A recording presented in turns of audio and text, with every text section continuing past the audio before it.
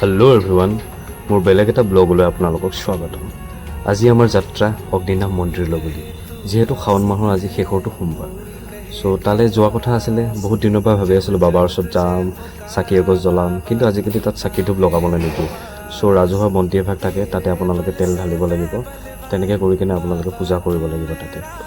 চ' গ'লোঁ এটা কাৰণে, বায়ে মাতিলে যে আৰু এটা ভিডিঅ' শ্বুটিং কৰিব লাগে। অগ্নিনাভ মন্দিৰৰ এটা নতুন ভিডিঅ' ওলাই আছে, তো তাতে কিছুমান ফুটেজ কালেক্ট কৰিব লাগে। তে ভক্তসকলো আহিছে ৰাতিপুৱা গেট খোলাৰ পাছত।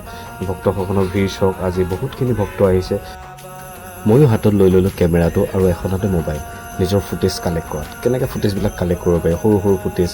আৰু বায়ে আজি খুব ধুনীয়াকৈ বাবাক সজাইছে, আৰু বাবাক দেখি খুব ধুনীয়া লাগিছে। ইমানখিনি ফুল আজি আনিছে, বহুত টকা খৰচ কৰিছে আচলতে। বায়ে সদায় সজাই ভাল পায়। এয়া দেখিছেনে, পায়স আৰু এয়া প্ৰসাদ, সকলোখিনি ভক্তৰ কাৰণে। তাতে চাহৰ যোগাৰ কৰে, বহুতখিনি কৰে। এয়া ৰাজহুৱা বন্তিভাগ জ্বলাইছে বায়ে, এনেকৈ আৰতি কৰাৰ পাছত তেনেকৈ পূজা কৰে। ৰাজহুৱা বন্তিভাগ লৈ সকলোৱে সেৱা লয়। এয়া চাওকচোন, লাষ্ট লুকটো বাবাৰ আজি কেনেকুৱা লাগিছে আপোনালোকে জনাব। এয়া আমাৰো পেকআপ হৈছে ফাইনেলি। এতিয়া সেই হাতত জপৰাই পায়স লৈ আহিছে। আৰু আপোনালোকে ভিডিঅ'টো কেনেকুৱা পালে জনাব। জয় অগ্নিনাভ বাবা।